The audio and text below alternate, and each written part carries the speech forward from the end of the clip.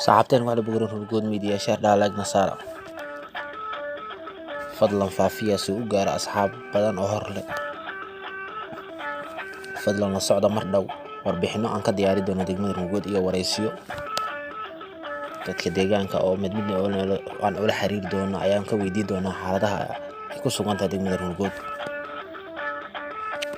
waxaana uga hadli doonaa horumarka ay u baahan yihiin dadka shacabka ah ee ka sugayaan dhalinyarada Soomaaliyeed ee degmada ka soo jeeda ilaa wax si ay ku kala soo dunida daafeera